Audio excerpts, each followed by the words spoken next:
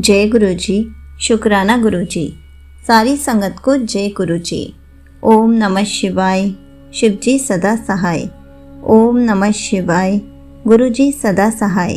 शिव पुराण श्री रुद्र संहिता पंचम खंड का 55वां अध्याय, बाणासुर की भुजाओं का विध्वंस।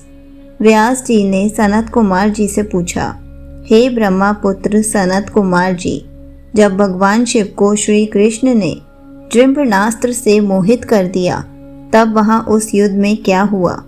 सनत कुमार ने बताया, व्यास जी, जब युद्ध भूमि में श्री कृष्ण ने जृंभणास्त्र का प्रयोग किया तो देवादिदेव भगवान शिव अपने शिवगणों सहित मोहित हो गए और संग्राम भूमि में ही सो गए।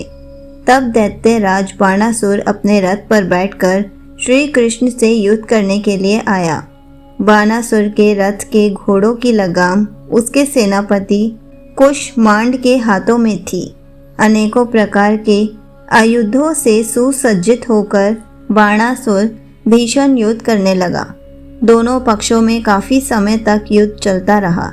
श्री कृष्ण जी ने भगवान शिव का स्मरण करके हाथों में शांग्र धनुष उठा लिया और बाणासुर पर बाणों की वर्षा करने लगे, परंतु बाणासुर भी वीर और पराक्रमी था। वह उन बाणों को अपने पास आने से पहले ही काट डालता। बाणासुर की वीरता से सारी कृष्ण सेना भयभीत होने लगी। उसके दैत्य भी बड़ी बहादुरी से लड़ रहे थे। बाणासुर ने देखते ही देखते संपूर्ण यादव वंश को मूर्छित कर दिया। यह दृश्य देखकर श्री कृष्ण अत्यंत क्रोधित हो उठे। श्री कृष्ण ने गर्जन करते हुए अनेक प्रचंड बाणों को चलाकर उसके रथ और धनुष को तोड़ दिया।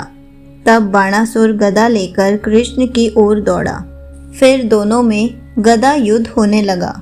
बाणासुर ने श्री कृष्ण पर गदा का भीषण प्रहार किया, जिससे वे एक पल के लिए धरती पर गिर पड़े, परंतु अगले ही क्षण उठकर पूरे वेग के साथ दैतेंद्र से युद्ध करने लगे।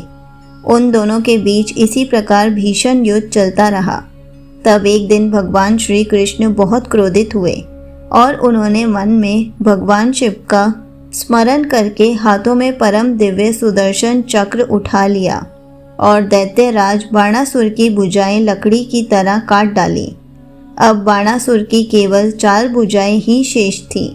तब क्रोधित श्री कृष्ण ने सुदर्शन चक्र द्वारा ही बाणासुर का सिर काटना चाहा। उसी समय भगवान शिव मोह निद्रा से जाग गए और बोले, हे देवकी नंदन, आप तो सदा ही मेरी आज्ञा का पालन करते हैं। मैंने आपको बाणासुर की भुजाओं को काटने की ही आज्ञा दी थी। यह मैंने अपने इस भक्त के गर्व को तोड़ने के लिए किया था। अपने भक्तों की सदा रक्षा करना मेरा धर्म है, इसलिए आप बाणासुर के वध की इच्छा त्याग दीजिए और अपनी शत्रुता को भूल जाइए। बाणासुर की पुत्री उषा और आपके पौत्र अनिरुद्ध एक दूसरे के होकर जीना चाहते हैं, इसलिए उन दोनों को विवाह के पवित्र बंधन में बांधकर आप अपने साथ द्वारका ले जाइए।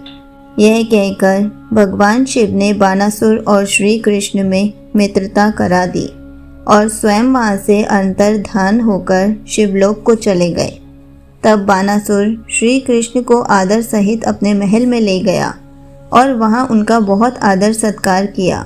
तत्पश्चात शुभ मुहूर्त में अपनी पुत्री उषा और श्री कृष्ण के पौत्र अनिरुद्ध का विवाह संपन्न करा के उन्हें अनेक बहुमूल्य रत्नों और हीरो जवाहरातों के साथ विदा किया।